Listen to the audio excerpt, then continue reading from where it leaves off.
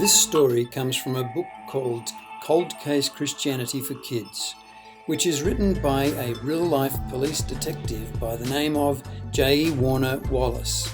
You can learn even more about how to think like a detective by going to his website, casemakersacademy.com.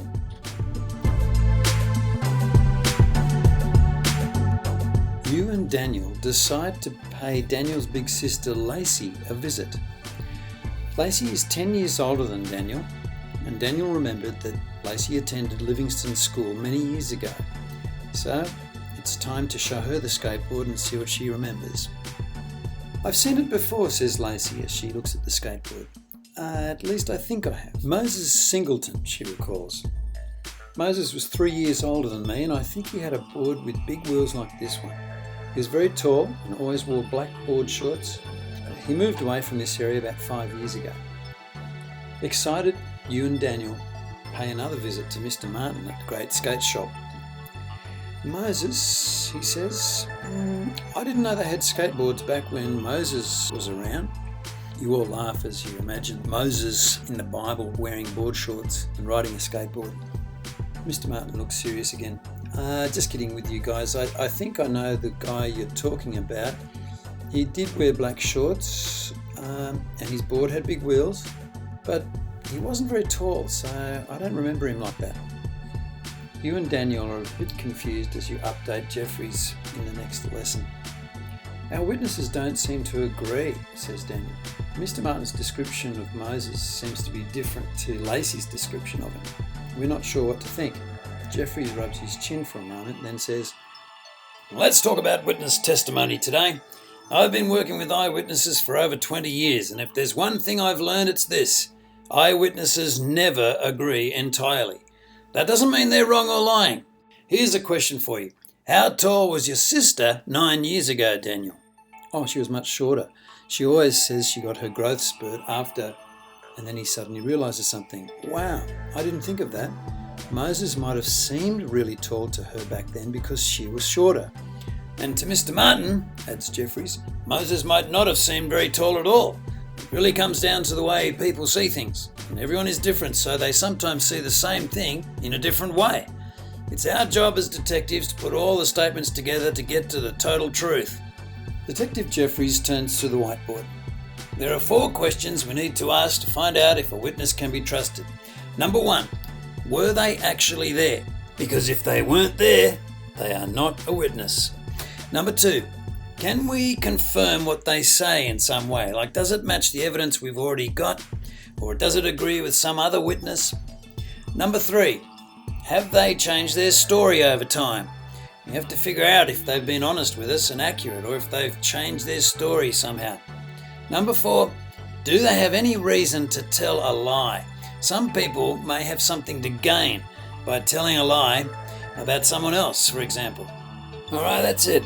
If you can say yes to a witness for all 4 of those questions, you've got a good witness. But if you say no to one of those questions, then you don't really have a good witness. You can't trust them.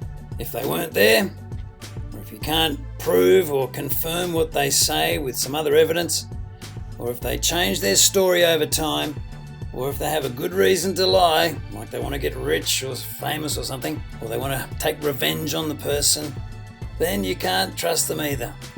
All right, let's see if Lacey and Mr. Martin pass this test. Hannah already thinks they have. "Well, they were both old enough to have contact with Moses, so we know they were actually there.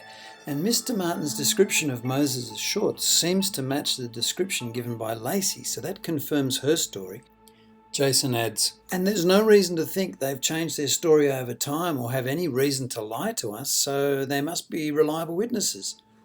"Good," says Jeffries. "Now let's return to the case for Jesus for a moment. Jason, I asked you to do some research last week. What did you find?" "Well, I read the 4 Gospels and I see there are places where the stories don't seem to be entirely the same. But now that I understand what eyewitnesses are like, I guess it's not that surprising." "Exactly. Now let's ask our 4 questions to see if the witnesses mentioned in the Gospels pass the test. What's the first question?" "Were they actually there?" says Jason. "But how would we answer that question?" "Well, Let's use our detective minds again. He returns to the whiteboard. If I asked you to write a short summary of your skateboard investigation yesterday, would it include the information from Lacey or Mr. Martin? No, says Daniel. We didn't get that information until today. That's right, Jeffrey says. So, next week, if we were looking back through all our notes about the skateboard case and we found a note you'd written that didn't mention your talks with Lacey and Mr. Martin, what would you know about that note and when it was written? Well, then it must have been written before today. Exactly. Good detective work. Now, let's look at the evidence from the Bible, says Jeffrey as he draws a timeline on the whiteboard. The Apostle Luke wrote about the lives of the disciples after Jesus rose to heaven. Does anyone know the name of that writing? Yes, says Evelyn. It's called the Book of Acts. Correct. Jeffries congratulates her. Well, it's missing some important information. For example, Luke never describes the destruction of Jerusalem. Now, the city of Jerusalem was an important city, and it was destroyed by the Roman army in a specific year.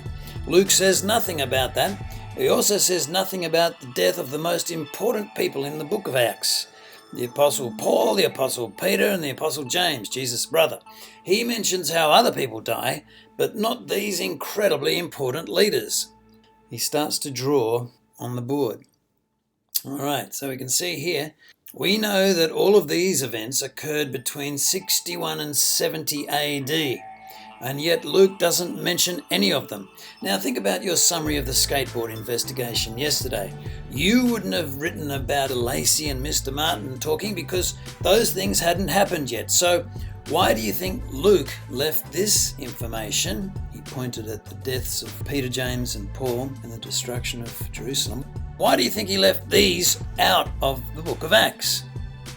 Because they hadn't happened yet? Asked Jason. Yes, I think that's very reasonable, replies Jeffries. So that means Luke wrote the book of Acts before 61 AD. That would explain why the deaths of Paul, Peter and James and the destruction of Jerusalem are not in the book of Acts. Okay, but I still don't get it, you say. How does this help us to know if we can trust what the Bible says? Look, Luke wrote 2 books. Before he wrote the book of Acts, he also wrote the Gospel of Luke. That means that he wrote that Gospel earlier even than 61 AD. Jeffries writes it into his timeline. So, can you see how close the writing of the Gospel of Luke is to the actual life of Jesus? This Gospel was written quite early, while people who really knew Jesus were still alive. If the Gospels contained lies, the people who knew Jesus would have spotted them. It's hard to fool people who are there and know the truth. Jeffries folds his arms and looks out at the cadets to see what they think.